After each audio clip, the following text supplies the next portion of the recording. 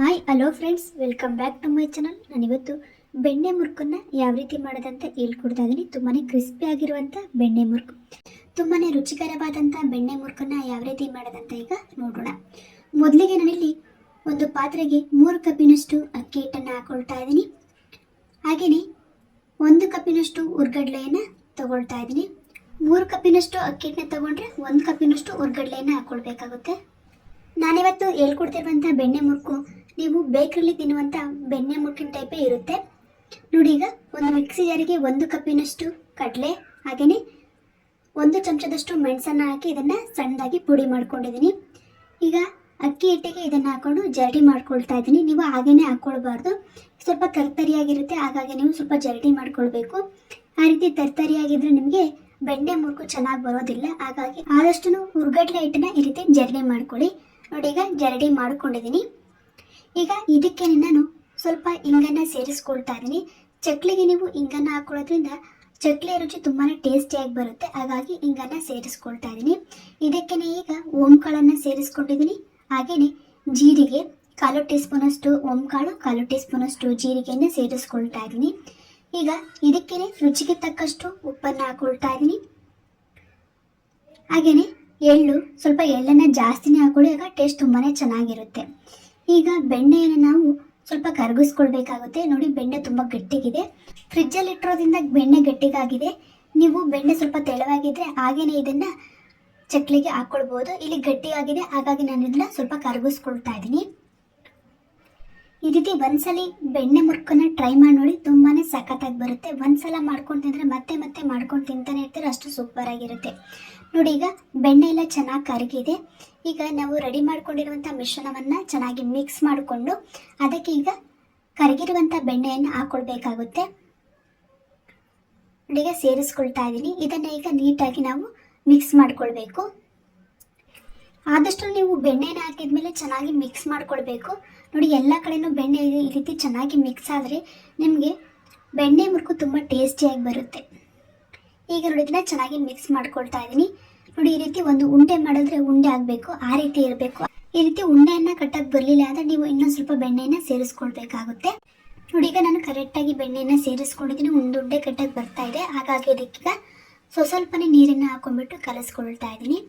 ನೀವು ಇದನ್ನು ತುಂಬಾ ತೆಳುವಾಗಿ ಕಲಿಸ್ಕೊಳ್ಬಾರ್ದು, ಹಾಗೆ ತುಂಬ ಗಟ್ಟಿಯಾಗೂ ಕಲಿಸ್ಬಾರ್ದು, ಒಂದು ಮೀಡಿಯಂ ಅಳತೆಯಲ್ಲಿ ಕಲಿಸ್ಕೊಳ್ಬೇಕಾಗುತ್ತೆ. ನಾವು ಬೆಣ್ಣೆಯನ್ನು ಮುಟ್ಟಿದಾಗ ಯಾವ ರೀತಿ ಸಾಫ್ಟಾಗಿರುತ್ತೋ ಅದೇ ರೀತಿ ನಾವು ಕಲಿಸಿರುವ ಹಿಟ್ಟು ಕೂಡ ತುಂಬಾ ಸಾಫ್ಟಾಗಿರಬೇಕು. ಆಗ ನಿಮಗೆ ಬೆಣ್ಣೆ ಮುರುಕು ತುಂಬ ಟೇಸ್ಟಿಯಾಗಿ ತುಂಬಾ ಸಖತ್ತಾಗಿ ಬರುತ್ತೆ ಅಂತಲೇ ಹೇಳ್ಬೋದು.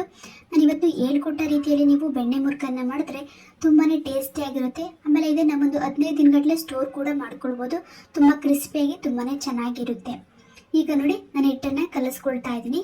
ಹಾಗೆಯೇ ಮೊದಲಿಗೆಲ್ಲ ನಮ್ಮ ಚಾನಲ್ನ ಯಾರ್ಯಾರು ವೀಕ್ಷಿಸ್ತಾ ಇದ್ರು ಅವ್ರು ನಮ್ಮ ಚಾನಲ್ಗೆ ಸಬ್ಸ್ಕ್ರೈಬ್ ಆಗಿ, ಹಾಗೆ ಬೆಲ್ಲೈಕನ್ನ ಒತ್ತಿ ನಾವು ಹಾಕುವಂಥ ಎಲ್ಲ ವಿಡಿಯೋನ ನೀವು ನೋಡ್ಬೋದು ನೋಡಿ. ಈಗ ನಾನು ಈ ರೀತಿ ಒಂದು ಉಂಡೆಯಾಗಿ ರೆಡಿ ಮಾಡ್ಕೊಳ್ತಾ ಇದ್ದೀನಿ ಚಕ್ಲಿ ಒಳಗೆ ಹಾಕೊಳ್ಳೋಕ್ಕೆ ನೋಡಿ. ಎಷ್ಟು ಸಾಫ್ಟ್ ಆಗಿದೆ ಹಿಟ್ಟು ಅಂತ.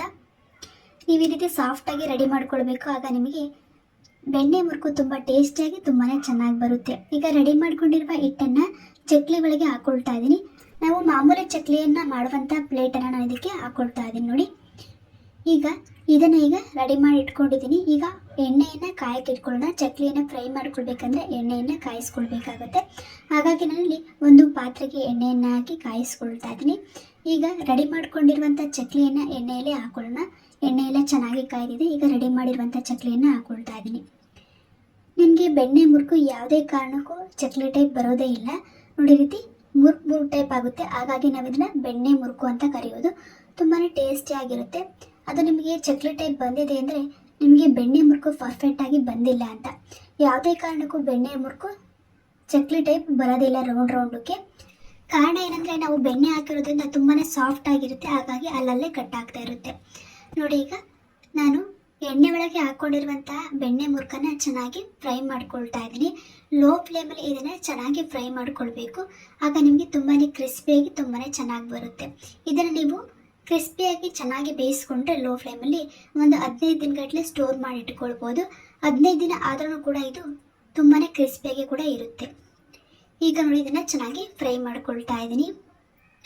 ಒಂದ್ಸಲ ಈ ರೀತಿ ಚಕ್ಲಿಯನ್ನು ಮನೇಲಿ ಟ್ರೈ ಮಾಡಿ ಮತ್ತೆ ಮತ್ತೆ ಮಾಡ್ಕೊಂಡು ತಿಂತಾನೆ ಇರ್ತೀರ, ಅಷ್ಟು ಸೂಪರ್ ಆಗಿರುತ್ತೆ ಈ ಬೆಣ್ಣೆ ಮುರುಕು. ಈಗ ಫ್ರೈ ಆಗಿರುವಂಥ ಬೆಣ್ಣೆ ಮುರುಕನ್ನ ಒಂದು ಪ್ಲೇಟ್ಗೆ ಶಿಫ್ಟ್ ಮಾಡ್ಕೊಳ್ತಾ ಇದ್ದೀನಿ. ಈಗ ಅದೇ ರೀತಿ ಮತ್ತೆ ತೋರಿಸ್ತಾ ಇದ್ದೀನಿ ನೋಡಿ ಯಾವ ರೀತಿ ಕಟ್ ಆಗ್ತಾ ಇದೆ ಅಂತ.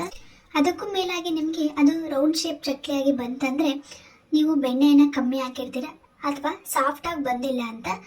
ನೋಡಿ ಈಗ ನಾನು ಬೆಣ್ಣೆ ಮುರುಕನ್ನ ಯಾವ ರೀತಿ ಹಾಕೊಂಡಾಗ ಕಟ್ಟಾಯ್ತು ಅಂತ ನೋಡ್ತಿದ್ದೀರಲ್ವ, ಇದೇ ರೀತಿ ಬರಬೇಕು. ಆಗ ಪರ್ಫೆಕ್ಟಾಗಿ ನಿಮಗೆ ಬೆಣ್ಣೆ ಮುರುಕು ರೆಡಿ ಆಗ್ತಿದೆ ಅಂತ. ಈಗ ನೋಡಿ ಇದನ್ನು ಕೂಡ ಚೆನ್ನಾಗಿ ಫ್ರೈ ಮಾಡ್ಕೊಳ್ತಾ ಇದ್ದೀನಿ. ಎರಡು ಕಡೆ ನೀವು ಚೆನ್ನಾಗಿ ಫ್ರೈ ಮಾಡ್ಕೊಳ್ಬೇಕು, ಆಗ ನಿಮಗೆ ಬೆಣ್ಣೆ ಮುರುಕು ತಿನ್ನಲು ತುಂಬಾ ಟೇಸ್ಟಿಯಾಗಿರುತ್ತೆ. ಈಗ ಇದನ್ನು ಕೂಡ ಚೆನ್ನಾಗಿ ಫ್ರೈ ಮಾಡ್ಕೊಳ್ತಾ ಇದ್ದೀನಿ. ನೋಡಿ ಈಗ ಇದು ಕೂಡ ಚೆನ್ನಾಗಿ ಫ್ರೈ ಆಗಿದೆ. ಇದನ್ನು ಕೂಡ ಒಂದು ಪ್ಲೇಟ್ಗೆ ಈಗ ಶಿಫ್ಟ್ ಮಾಡ್ಕೊಳ್ತಾ ಇದ್ದೀನಿ. ಒಂದ್ಸಲ ಈ ರೀತಿ ಮನೇಲಿ ಟ್ರೈ ಮಾಡಿ ನೋಡಿ. ನೀವು ಬೇಕರಿಯಲ್ಲಿ ತರುವಂಥ ಬೆಣ್ಣೆ ಮುರುಕಿಗಿಂತ ಇದು ತುಂಬಾ ಟೇಸ್ಟಿಯಾಗಿರುತ್ತೆ ಮತ್ತು ಆರೋಗ್ಯಕರವಾದಂಥ ಬೆಣ್ಣೆ ಮುರುಕು ಅಂತಲೇ ಹೇಳ್ಬೋದು. ಒಂದ್ಸಲ ಮಾಡ್ಕೊಂಡು ತಿಂದರೆ ಮತ್ತೆ ಮತ್ತೆ ಮಾಡ್ಕೊಂಡು ತಿಂತಾನೆ ಇರ್ತೀರ, ಅಷ್ಟು ಸೂಪರ್ ಆಗಿರುತ್ತೆ. ಇವತ್ತಿನ ಈ ವಿಡಿಯೋದಲ್ಲಿ ಬೆಣ್ಣೆ ಮುರುಕನ್ನು ಯಾವ ರೀತಿ ಮಾಡೋದಂತ ಹೇಳ್ಕೊಟ್ಟಿದ್ದೀನಿ. ನೀವು ಮನೇಲಿ ಟ್ರೈ ಮಾಡಿ, ತುಂಬಾ ಚೆನ್ನಾಗಿ ಬರುತ್ತೆ. ಇವತ್ತಿನ ಈ ಬೆಣ್ಣೆ ಮುರುಕು ವಿಡಿಯೋ ನಿಮಗೆ ಇಷ್ಟ ಆಗಿದ್ದರೆ ಲೈಕ್ ಮಾಡಿ, ಶೇರ್ ಮಾಡಿ, ಸಬ್ಸ್ಕ್ರೈಬ್ ಆಗಿ ನಮ್ಮ ಎಲ್ಲ ವಿಡಿಯೋ ನೋಡ್ತಾ ಇರಿ. ಧನ್ಯವಾದಗಳು.